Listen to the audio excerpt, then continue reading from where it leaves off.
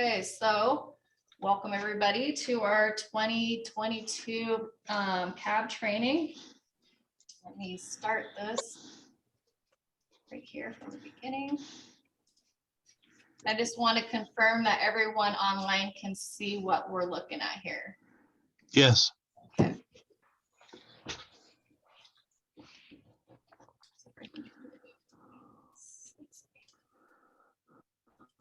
All right. So as we go through these, I'm going to go over some points of topics, and one of those being is how the 7 advisory boards were created, so that some of our newer people can kind of understand the foundation from the ground up of where we came from and where we're going. So these are the 7 advisory boards, and more information can be found online. I think one of the critical points that we've been trying to help educate not only our advisory boards, but our citizens is that there's a lot of information online. And so we encourage everyone to go online and look and see what's on, not only on your pages, but also available for you guys and for the public to view. So we have the open meeting law handbook, we have bylaws, we have ordinances, we have a CAB handbook. So how did all of these elements work together and how these things affect you guys as advisory board members? So we'll talk about what each of these are, how they work, and how they affect you as a CAB member. We'll start at the top tier at state laws, county code, to bylaws, and then to resolutions. So in NRS, which is Nevada Revised Statutes, they made an open meeting law handbook, which refers to Chapter 241, meetings of state and local agencies. And that is the definition of what that is. So our Nevada Revised Statutes is our state law. Specifically, we're going to review the chapter of open meeting law, or also known as open meeting, OML. So if you hear me reference it as OML, it's the open meeting law. Our boards and commissioners are mandated to follow these practices written therein. Essentially, the state wrote practices into law to govern procedures of the meeting. Then we come down to the county level, which is the county code. So an ordinance is a law passed by a municipal government making county codes for a community specifically. Within the Lyon County Code is Title 3 for board and commissions. Then if you go to Chapter 1, it's the laws written for the citizen advisory boards. The purpose of this chapter is to establish citizen advisory boards covering designated geographical areas of Lyon County and to set forth procedures by which they function. Citizen advisory boards are established to assist the Board of County Commissioners with issues of concern in the designated areas. Citizen advisory boards are a venue in which citizens have the opportunity to interact with local government and as such enable and enhance citizen participation at a local community level with matters relating to specific community and county issues. Citizen advisory boards are advisory only, and the creation of advisory boards does not diminish or alter in any way the statutory or constitutional authority of the Board of County Commissioners of Lyon County. And that was ordinance 599. So if you want to look that up. So as we look into county code, there's also entitled 3 bylaws. So it is a rule adopted by an organization chiefly for the government of its members and the regulation of its affairs. The CABs have written bylaws governing all 7. So the bylaws then which state there will be the citizen advisory boards. So 2 important points to remember are the bylaws are a requirement written in county code and reflect the ordinance requirements of Title 3. The Lyon County Board of Commissioners approve the bylaws and the CABs adopt their practice. So if you remember last year, we updated our bylaws and then I send that information out to the chairman in the email. and I will make a request, please adopt these bylaws as practice. So you will make a motion to adopt the bylaws. Aaron, I hate to interrupt, but there's a lot of background noise. Not everybody's muted. Okay, so if everyone could try to mute so everyone else can hear. We're not hearing anything on our side, so thank you, Elaine. So next we have the county resolution. And a resolution is written motion adopted by a deliberative body. So in our case, that's the Board of County Commissioners. Ordinance give us the possibility of creating the advisory boards, which is motion in the resolution and written with direction. The approved motion of the Board of County Commissioner is the directions for us to follow. And the result, the resolutions created each of the individual advisory boards. So we have the NRS that states primarily how we're going to govern our meetings. Then we have our county code, which says we can have advisory boards. The bylaws state how we operate. And then the resolutions break us up into geographical sections and how those gives us more definition.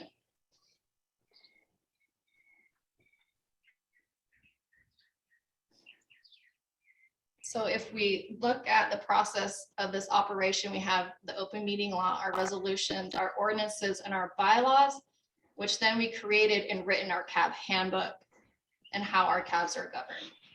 So we take this handbook and we figure out how we can write into our practices of how we're going to administratively do our duties and then follow what the ordinances or bylaws or open meeting law states. Okay. So now as we get into the CAB handbook, you guys can flip through it and go page by page, or you can also use the other pamphlet for the handout that I sent out of the presentation here and make any notes as needed. These are your documents. So if you need to write any notes or have any specific questions, they are yours to keep. So as we get into the CAB handbook, we want some of the things that we need to highlight is what CABs do while you also sit on the board, and then after your meetings, what do you do? So the handbook is supposed to be your guideline to help you get into that. So as a volunteer, there's some paperwork and reports that you have to do. So paperwork meaning some of you may have minutes to help write, agendas to put together, and then any reports that you need to give to the commissioners that they need to hear from. So some of those things may include identifying issues of importance of your community, increasing public awareness and citizen participation. A citizen advisory board may also address any issue that is a concern of the community. And so how you would do that is you facilitate that flow of information between not only your board members, but you take all that information from your meeting, put it into a report, give it to myself, who then will forward it to the Board of County Commissioners. Another way for you to do that is to show up at the Board of County Commissioners meetings and give a report yourself. Typically that is the chairman who does that, but he can also designate a representative of your board if he's not able to, which will typically be the vice chair or secretary. So the chair is a primary contact and responsible for all communication. So if he's unwilling, then he needs to be the one to designate that person. An important note to remember is all members are appointed for a staggered 2-year terms, beginning January 1 of each year. So if a member is to resign their seat for whatever reason, the next person who is appointed in that seat takes over that same term. So it could be for a couple months, it could be for 1.5 years, depending on when that person leaves. The only time that changes is towards the end of the year. For instance, I'll pick on David since he's right here. Thank you. His term is over. He served his 2-year term and he wants to reapply. So he reapplies at the end of the year to basically ask for his seat back, and then he would serve the full 2-year term.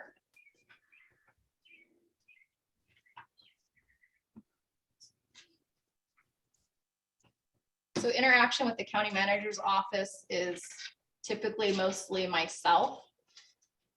Some of the things that I will help you with is provide administrative assistance.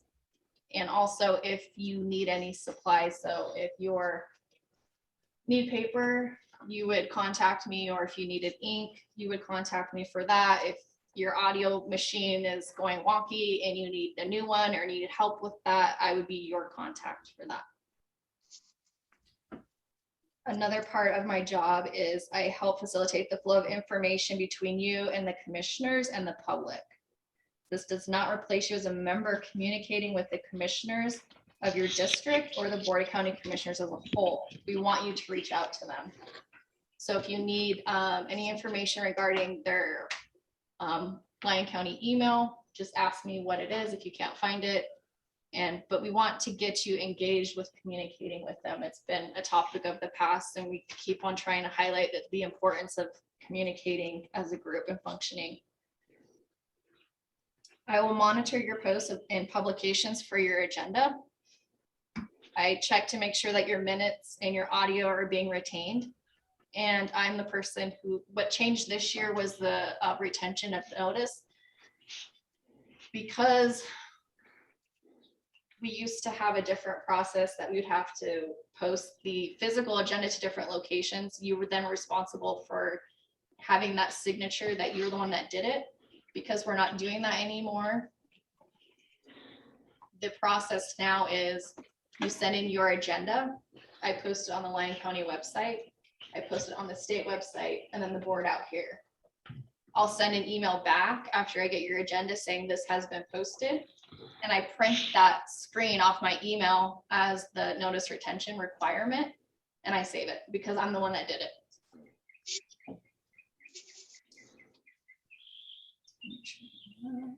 So the county manager's office provides that primary assistance to the CABs. It's not a replacement for working together. I know it's easy. Sometimes we get in a rush and we want to get stuff done and we're all busy and we have to try and make other, deadlines. And we know that you guys volunteer, but we also have to make sure that we have a good working established relationship to where if I come back and I say, hey, we need to work on the minutes, let's make sure that we're hitting, goals and progressing and not being too quick with some of our work. Or if I notice that something's not, entered on your agenda and I reply back and say, hey, let's talk about this wording, or let's add this to your agenda. That's something that we have to work on together. So if you get an email back from me, it's because that's part of my job. I'm supposed to help assist you with that. So best practices for the advisory boards. We ask that you give staff 2 weeks notice prior to your meeting, at least 2 weeks. And we try to make sure that if the person you're requesting isn't there, that someone else can be in their place. However, there's some people who cannot. So I can't replace Rob Heisel because he's a planner. So if you want someone as that, or if specifically if you wanted, the county manager to be there to go over something, or, David from utilities to be there, they can't typically send in someone for their replacement. So we try to give them as much notice as possible. We need each advisory board to utilize their county email and Google Docs. The email is set up as a group email. And this gets kind of tricky. So the chair is responsible for the contents of it. It does not mean that the other members can't go in and view. The chair is also the responsible person for replying back to anything within the email, unless he designates a person to help him do that. Everyone can sign in, but there's some rules that we have to follow. If you're signing into view only. That way the chairperson is not behind. And if you reply and that email gets dropped into a different box and they can't see it anymore, they don't know what you're doing. So just view only. One thing we don't want to do is delete any emails that are of board importance. You can archive it if it's finished, the chair can. But don't, and if it's junk mail, you can delete it. But we ask you not to delete any emails that you may need to refer back to, because then we have to get IT involved, and that's kind of a pickle. So we also ask that we use Google Docs for all retention. So all final minutes, agendas, and audio needs to be retained in there. We ask that agendas are emailed out at least one day in advance of the posting requirement. We also ask that you keep attention to holidays. If you have to wonder if it's a holiday or not, consider it a holiday. I may not be available to tell you if it's a state holiday or a federal holiday. If it says holiday, consider it a holiday and get your agenda out sooner rather than later. We ask that it's sent out a whole day prior to the posting time. So if it's 9 a.m., send it out at least by 1 o'clock. Because if I have other meetings or other things going on, it can get kind of crazy and cumbersome, and I don't want to miss your posting date. So please, the day before the posting requirement, which is 3 business days. So weekends don't count, holidays don't count. If for some reason David Ray sets up a meeting for the Mason Valley Advisory Board, and then one of his members calls in sick and they have to cancel their meeting because now they don't have a quorum, David then needs to send his modified agenda to me, which then at the top will say meeting has been canceled. I'll take that meeting cancellation notice and then post it online. Why that's important is because we ask people to sign up for agenda notifications online. And if I send that notice to them that their agenda has been canceled, then that goes out, and that we meet that satisfactory requirement by open meeting law that we gave the notification and we could make it. Also, it makes it better tracking for myself. So we want you to save your retention documents and audios monthly. I know in the past we have gotten in a routine to where they used to be able to send that stuff in yearly, but since technology has changed, we want that in monthly. And also if, like in Smith Valley, we had a really interesting meeting a month ago or so. And so then we get requests from the community saying, I want to hear the audio. Well, by open meeting law, we have a certain amount of time that we have to give them that stuff. So if I can pull it from the Google Drive, I don't have to harass you, be like, can you please get it to me? I need this right away. It's already there. And if for some reason your audio device goes down, we already know that we have that saved, and we don't have a open meeting law violation.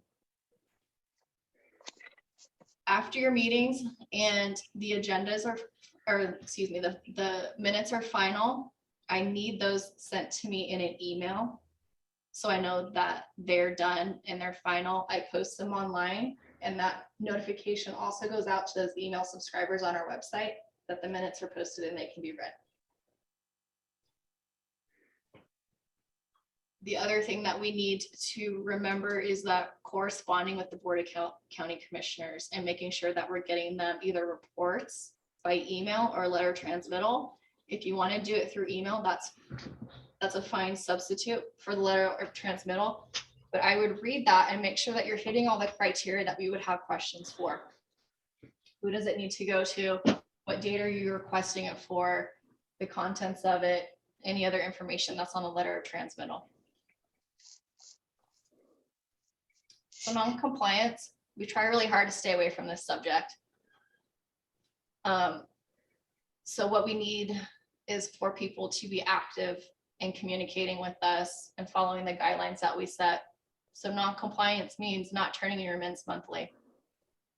not retaining the documents in your Google Drive, and using your personal email to correspond. Why that one's important is because if someone sends you a personal email, sends you a message about the board to your personal email, and you correspond back and forth with that person, if you have an open meeting law violation, the state could come in and say, hey, I need your device. And we don't want you to have to give it or forfeit your personal stuff. So if that should happen, you just have to CC your CAB email, so there's a record of it, and then reply back. And if they're emailing someone who isn't the chair, so if they were to email you over David, then you would just forward it to your CAB email and say, hey, David, take a look at this, and be done with it. One other mention of non-compliance is not scheduling meetings. There is no requirement that you have to meet every single month, but we need you to be engaged and active on your duty of being a board member. Missing 2 meetings marked as not excused. However, we all understand that people get busy and they have life things coming up. But if you're not making the majority of your meetings and not understanding what's going on, we would ask, are you being a part of that board? So if that is not making your meetings as not excused is non-compliance, but also not showing up to your meetings. So we also need people to make it an effort to be there.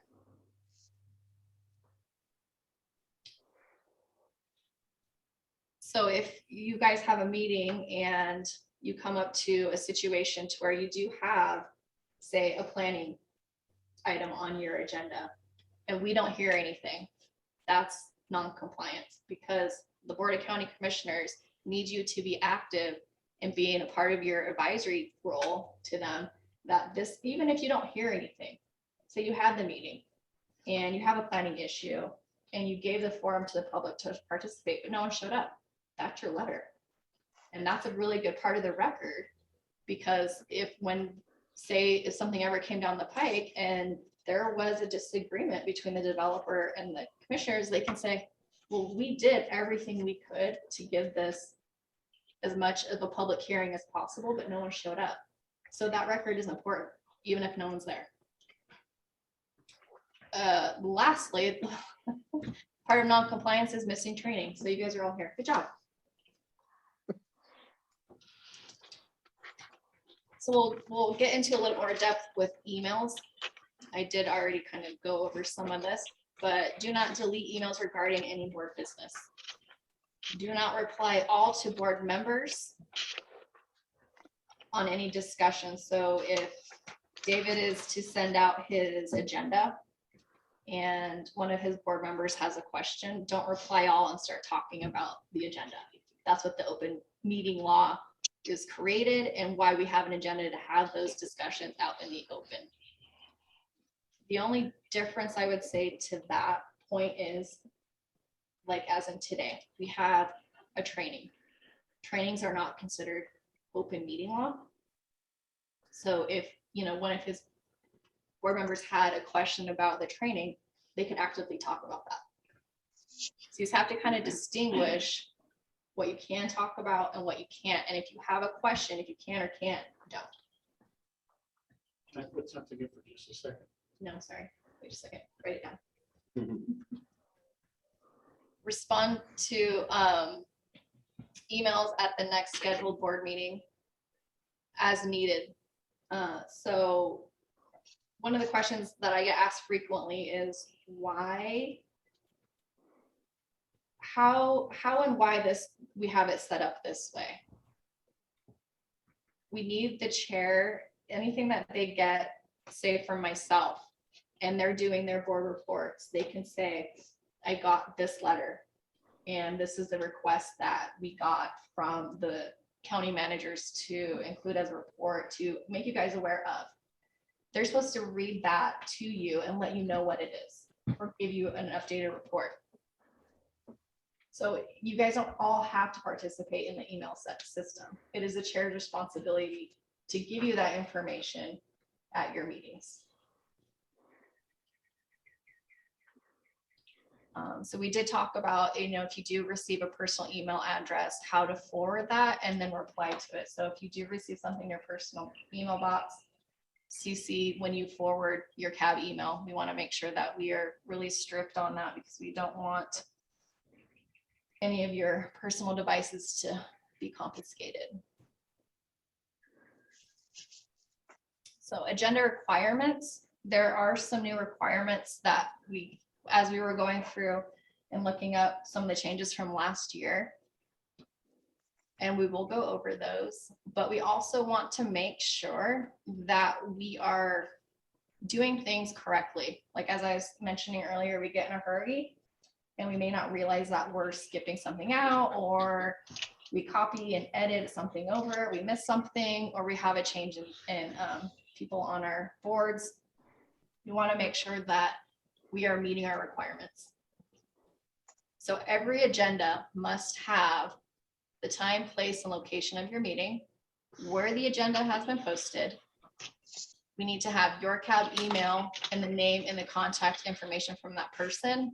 Recently, I checked this and that's been missing pretty universally. So please verify there's a CAB email, a name for a person on your board. We have that contact information for that board member. Also included whenever we're writing our language on our agendas, we want to make sure that we have a clear and complete statements of the items to be discussed. So if we're going to have something on there, say, for report, the Mason Valley River or the Walker River, it's not really clear or complete. Why are we talking about it? Is there someone coming to talk about it? So try to fill in the who, what, where, and when as much as possible.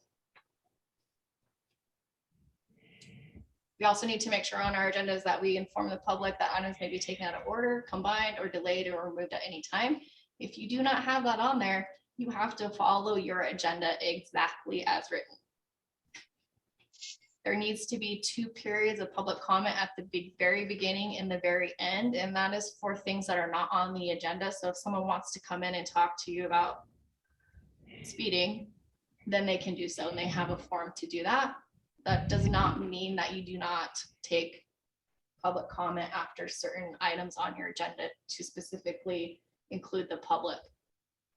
But we have to have that designated time written on the agenda.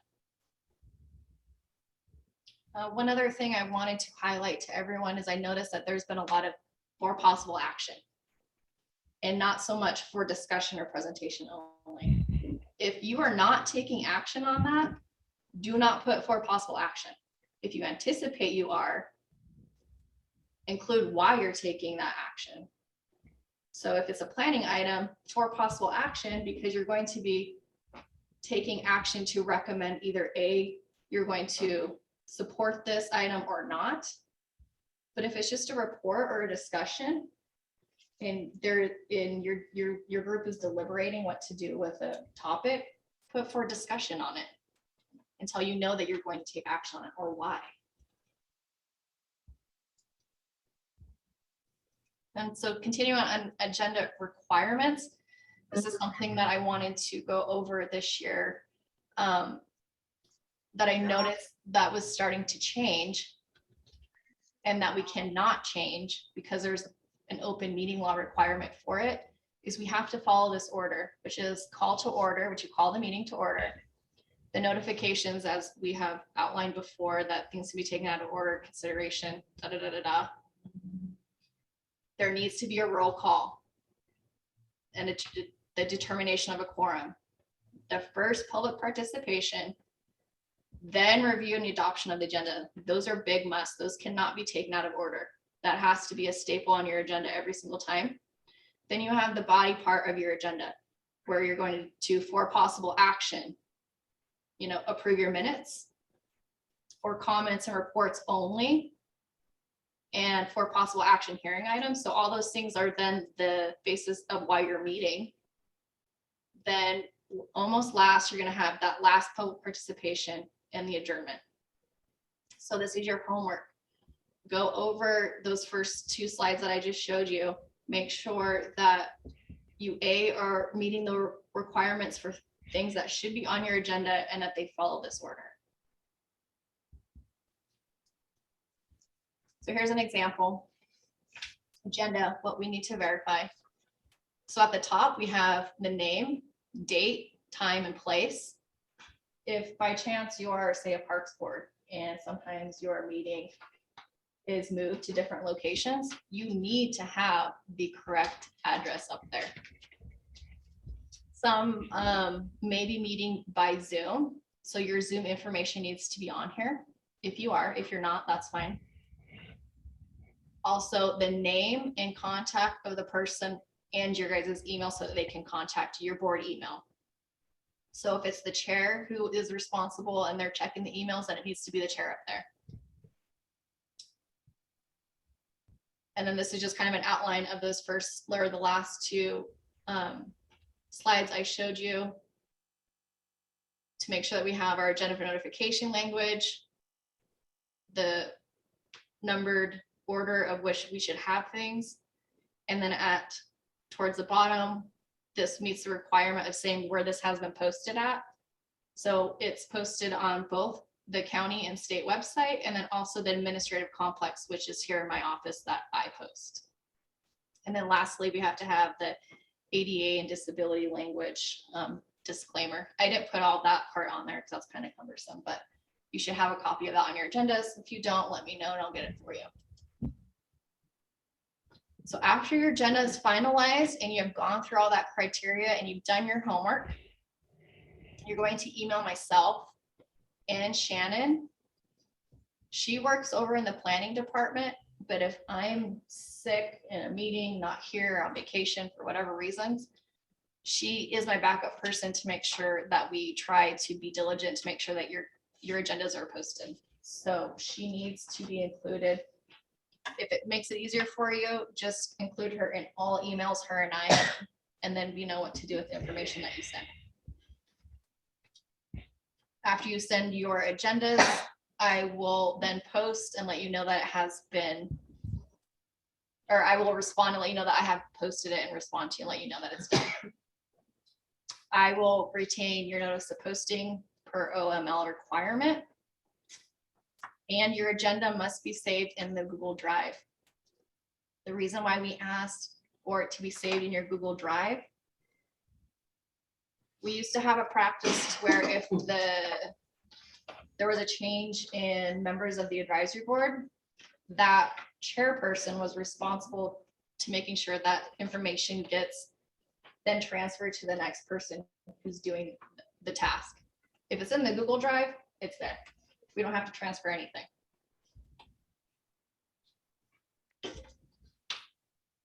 So one of the updates that we have this year was a virtual meeting requirements. I know the majority of you are not meeting by Zoom currently or a hybrid, but a small portion are. The OML remains the same for them too. They have to make sure that the quorum is there, they're collectively present. If they're not meeting completely 100% Zoom and they're a hybrid, they have to have the physical location and the Zoom meeting information there on their agenda. On your meeting minutes, it must state who's there in person and who is there electronically. And if a public holds a meeting using remote technology and has no physical location for the meeting, so they're meeting just by Zoom, they have to have an internet website and post to its internet website. So which is us. So we'll post to the Lyon County website of your meeting. And if those who are meeting virtually have more questions about any of that criteria, we can go over that more, but suffice to say, you need to make sure that all the open meeting law requirements are met. So the chair, if you are meeting Zoom, needs to make sure that They are the people who are responsible for setting up the meeting, which means the electronical version of the meeting. So you have to get the computer set up and start the Zoom meeting. They can delegate it. The chair should control the meeting. So they'll start it 15 minutes early at least, and then that way it gives the public enough time to log in, and they're not trying to log in at the, at the exact time, but your meeting's already started, so they miss part of it. So you want to start your meeting a little bit early. You are required to record that meeting. And during the meeting, the chair has to facilitate to make sure every single person on the board has had a chance to talk, and also the public. They have to then end the Zoom meeting and then make sure that that is saved so that we have that retention. On Zoom, it's a little bit trickier because when people are in person, they can see who's talking. So if you're on Zoom, the speakers must identify themselves. So board members must state their name when the meeting is called to order, and they should be stating their name when they do their vote, and then that way people who are on Zoom or can't see can hear who made that vote. If someone is speaking as in public comment, they need to spell their name for the record and state their name also.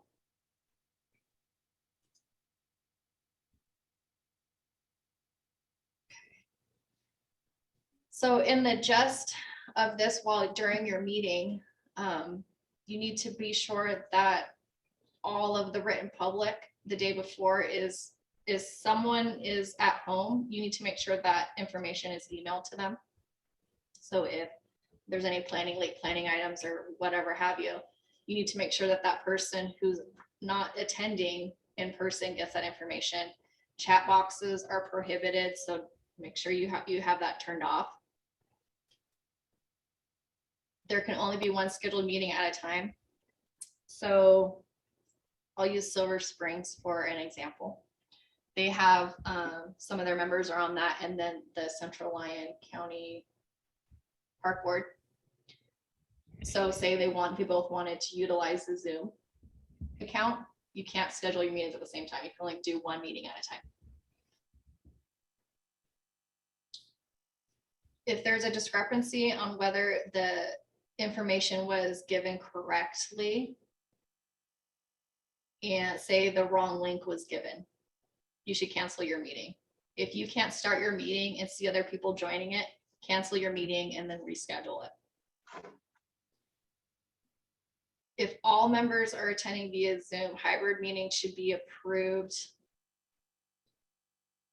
Oh, I'm sorry, all members can attend via Zoom, but if you do want to have a hybrid meeting to where you're in person and then also online, you have to send in a written request to do so. And your plan has to include who's going to start it, who's in charge of it, how they're going to facilitate the meeting. They have to make sure that everyone can be heard.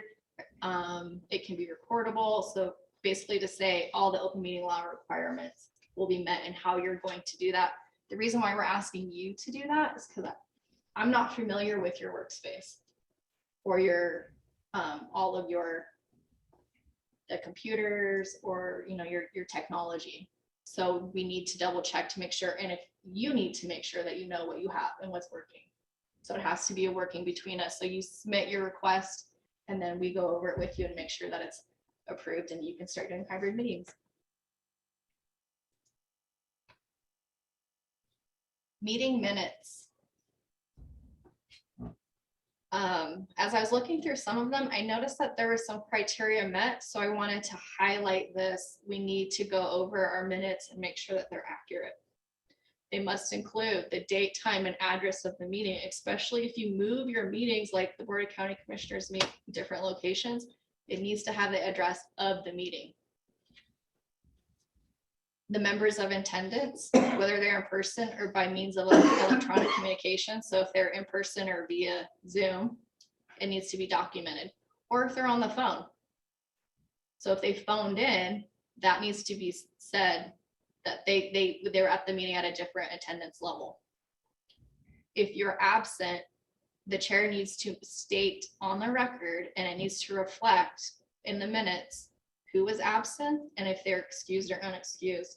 The reason why that's a requirement is if you miss so many meetings and you're unexcused, you can be removed from the board.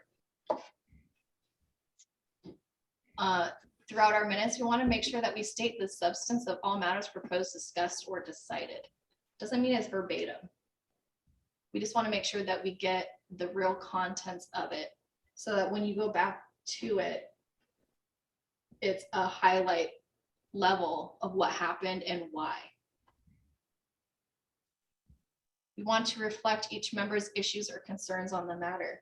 So if you're deliberating a planning item issue, David may say he's in favor of it and why, and then the next person may come back and say, well, I don't feel that way. I see it this way. And that discussion of important topics needs to be highlighted there so that if we go back, there's a record of that, the factual part of that decision. So we want to be able to see when we read the minutes, why they came to that motion and why that person agreed or disagreed. So also when we're going through and we're cataloging what our members of the public say or address during our meetings. Okay, we get a really contentious issue. And we'll just call it mining.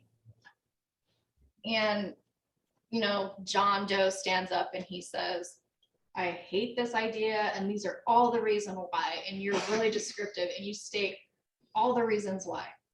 And then the next person comes up and she basically repeats everything he just said. You can't say she agreed with the comments before her, or she didn't like it and she agreed to the comments before her and also said because she brought up a different point.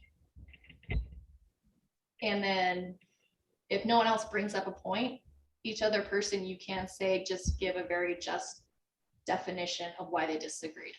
So you don't have to do the comments verbatim, but just pay attention to the very important points of why people do or do not like something. So minutes should reflect what happened in the meeting, especially if there is a for possible action, because we want to know how they got to that action. So homework for review.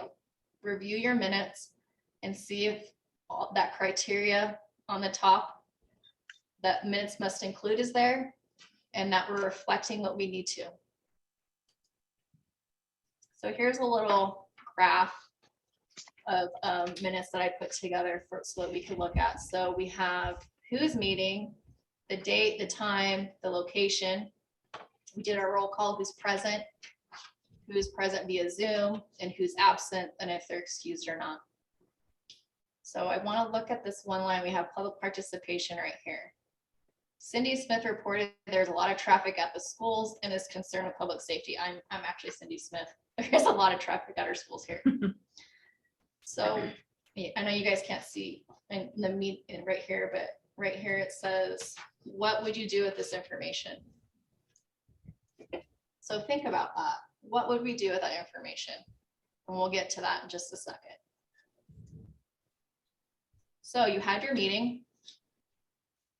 Your secretary or chair saved the audio into the Google Drive. She's going to go through, or he is going to go through and look at the information, but you know, during the meeting, I didn't catalog this part real well, and I think I'm missing something. Please go through your audio, listen to it, because I guarantee you it's the most interesting thing. When I'm sitting there and I'm in the moment, I capture it differently than when I hear it on audio, and vice versa.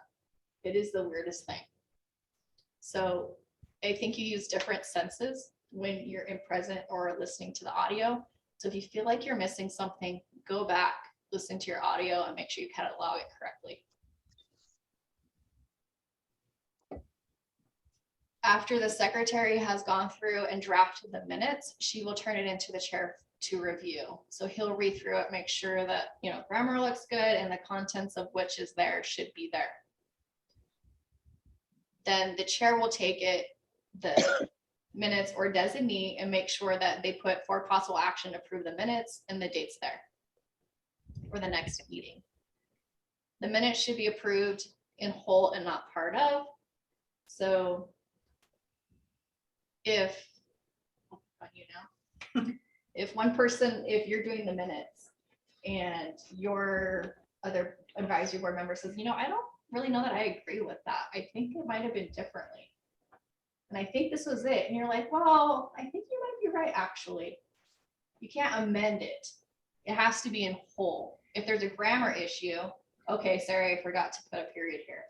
You can say, yeah, add the period there, and the minutes are approved.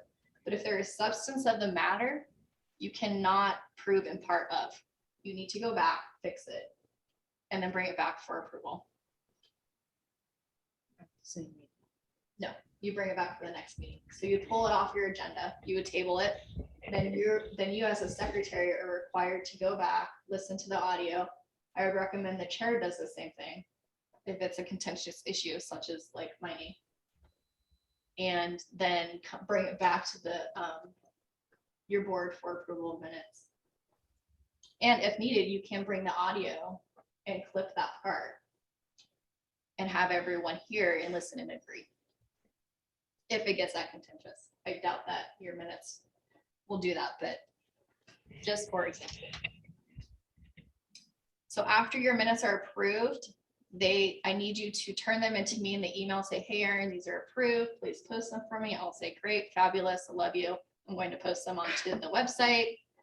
And then I also retain them on my own file, but make sure you also save the final minutes into your Google file drive for retention for your board's records.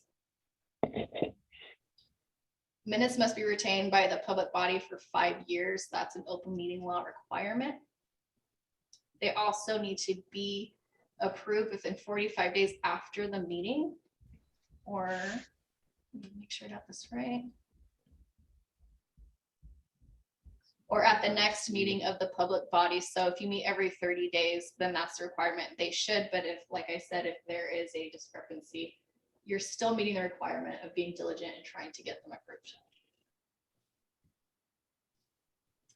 The audio recording is also a requirement for us to save within 3 years. So it's a little bit different, but I'm the person that I like to err on caution, and I will save everything for 5 years just because it makes more sense to me.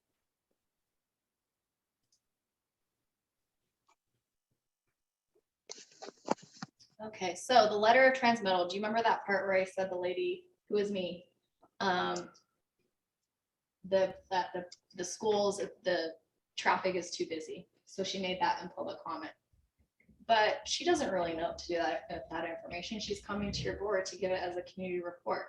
What would you then, as a board, want to do it? Go ahead, Marilyn. Ask for it to be put on the next agenda. You could. That's a reasonable answer. Or you could come back and say, I'm going to write a letter of transmittal as a report to the Board of County Commissioners. I've heard this a couple times now, say even. So you have a letter of transmittal. So you put the date, the advisory board. You want it to go to the Board of County Commissioners. And you start telling them what happened during public participation. Cindy Smith reported there's a lot of traffic at the schools and is concerned with public safety. On Nevada and California Street, she noticed that there was a couple accidents and students are unable to cross the street. She asked if more officers could patrol the school zone. So while you may not be that descriptive in your minutes, you can be more descriptive in your report and give more details, because your minutes is supposed to reflect what happened in the meeting and not so much verbatim. But in our reports, we want to be more descriptive. We want to give them more information so that if there's something that needs to be addressed at Nevada and California Street, maybe they could. Maybe they need to put a stop sign there. So then we get to the part where your board, I'm going to change it up a little bit just because we're talking about a letter of transmittal. But say the reason why this woman was talking about the traffic at the schools was because it was a zoning. So your board is now taking an action item of approval to recommend or not to recommend this rezoning. So we put in here, the motion passed to recommend approval of zoning from residential and commercial with a 3-2 vote. You could then go on and say here what the advisory board said or the public said. So David Ray said that he was in support and so said he wasn't, and this is why. But also our public said these things, which then led us to feeling the conflict of our vote. So the Board of County Commissioners then understand in more detail of that little snippet piece of your agenda why your board didn't vote for that. So if you flip it back to just the public comment, maybe then the commissioners can say, hey, could you ask Sheriff Honeywell if he could go patrol this and see if there is an issue there? And then he could give that recommendation, follow up with them. So there's two reasons for the letters of transmittal, and that's the two best examples I could give you of how to utilize it and why it's important. The Google Drive, everyone loves the Google Drive, I know. So where is it? This little box up here is the top of your computer screen. This little box right here, dots, is what's called your Google applications. Inside of there is this little app right here called your Drive. The Drive is similar to saving anything like a file in your own computer. It is filed in the cloud. So if you go in here and up here to your Drive, you're going to come up with this. And this is like the file that you'll find on your own computer. We can go over that into more detail. I know some of you are utilizing it. If the chairs are mainly responsible for it, or whoever is helping them, they need more information on finding this. They need some more training on how to archive it and save it. I have a PDF to help you with that, or call and let me know, and we can schedule up some time to go over it. So conducting effective meetings. You have your agenda, it's up, you're getting ready to go. What do we do first? We want to make sure that there's a quorum of members present. So as you sit down and before you do your roll call, just sit around and look around, say who's here, check, check, check. I know at least my quorum's met, so we can start this meeting. What is a quorum? The simple majority of people on your board.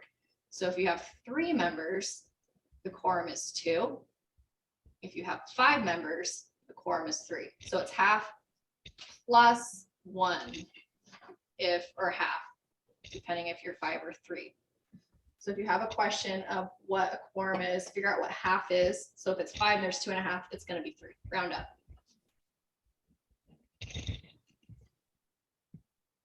The CAB chair should control the meeting.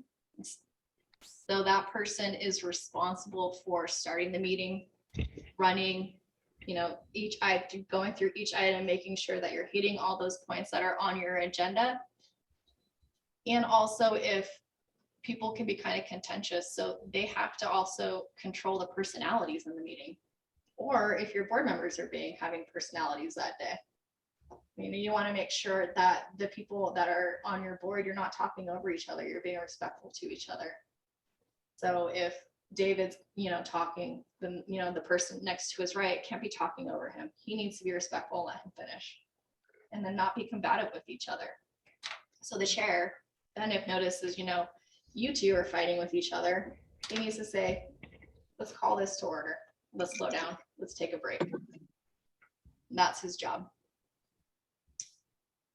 So public testimony will be heard on action items. So if you're going through, as I described earlier, you'll have public participation at the top and the end, but you're having that planning item and it's an action item or any other action items. Before you get to your motion, you have to call for public participation. The chair should make sure everyone has a chance to speak and that the time limit is fair. So if one person takes their full 3 minutes, the next person only takes 1 minute. Too bad, sorry. The next person goes up and he's like, oh, I forgot something to say. If the chair says, okay, you can come back up, he gets a whole other 3 minutes, but so does everyone else in the room. So you can either say, I'm sorry, or you have to be willing to let everyone else go. If that's the issue, say, please feel free to email us any other conversations or correspondence that you want us to make sure that we read or forward. You can tell them that too, if you want to keep on moving your meeting forward. The chair must report email correspondence at their meetings. So if there's any reports from myself, from other people within the community, he can say, you know, I got a request for an upcoming presentation from so-and-so, and I'm going to be putting that on the next agenda. So any pertinent email correspondence needs to be shared from the chair. Speakers must identify themselves, so the chair must be diligent to make sure that if someone forgets, he needs to be the person to say, excuse me, please state your name for the record. The chair can recess or adjourn the meeting. You can also call for a break. If the community is being outrageous and they're getting upset, a good way to get people to calm down is say, we're gonna take a 10-minute break. We're gonna take a 15-minute break. And within the 15 minutes, I guarantee you that momentum of the community has calmed down, because usually they get all riled up if there's like a really interesting topic, and then they're like, oh yeah, then this and then that. So if you need to call for a break, that is a good way to dissipate any problems. And if board members are getting upset at each other, call for a break and then let them kind of cool off and come back to the meeting with a better level of understanding for each other. The motion approval by the rest of the com. Okay, so we went over that part. Community development process. I know I talked a lot about planning items. Shannon is the person who will be notifying you email. If you have any planning items that need to go onto your agenda, she'll send out a mock-up draft agenda with some language that you need to copy and paste over. She'll send that before she sends the backup material with it, because as she gets that information, other staff is also putting together the rest of the application for that backup. So she does not have it right away. Staff is under the gun when it comes to when they get an application in. They have a certain amount of time to review it, and then also have outside entities review it and get it back to them on time before they get it to you on time before your meeting. It is a really, like, it's a quick draw. It's who can get it done the fastest and the best, and it's hard. So we just want to express that our concern is we understand that there's a major conflict issue, but she does try to get it to you as soon as she can. So if an application applies to the CAB, they'll receive an email from her, add the agenda language. She'll send out the staff report once they're available. So reports received from CABs are included in the project information. Let me read that part. Project information for county commissioner meetings. So whatever we receive from you, we forward to the planning commission and to the board of county commissioners as backup material for their consideration. So if there's some pertinent information, they need to hear from you. Advisory boards do not approve or deny any phase of a project. So if there's a planning, your job as an advisor is to tell them why you think it's a good idea or not a good idea. You're not in a position of, I give you my vote. We give your vote for approval.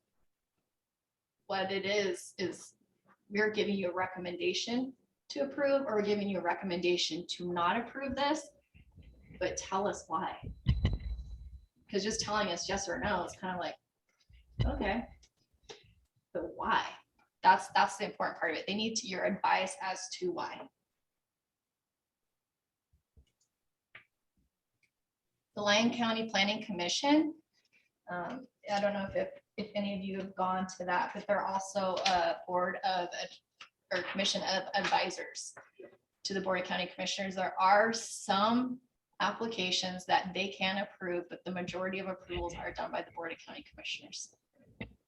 So whatever information you get goes to the Planning Commission. If for some reason you can't make that deadline, something happens and you know it's not gonna make any time to the Planning Commission, still send it in. Because it's still 9 times out of 10 has to go to the Board of County Commissioners and they can still get that information from you.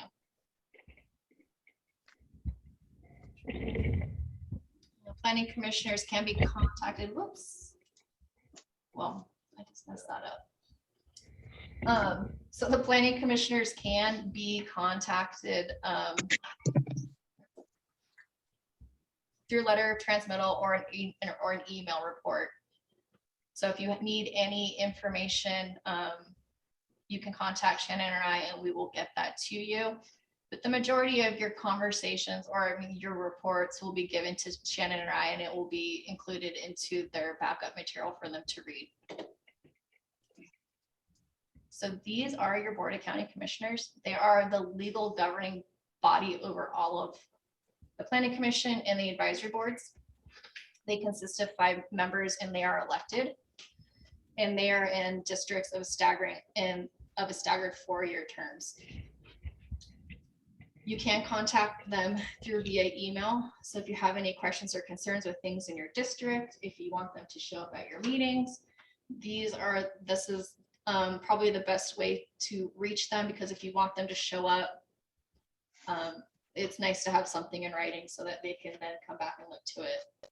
If you call them, they may forget to get back to you. So I recommend emailing them. Everything that we talked about today, the agendas, the county website, your board ordinances, your bylaws, your resolutions, all those things, statutes. I put all the links here so that you can do your own research. You can kind of do some digging. It's a lot of fun. You'll learn a lot. If you need anything, any other resources, let me know and I can tell you where to find them, or I'll try. So we're going to stop the recording part of this session and then we can go over any questions. And thank you for attending.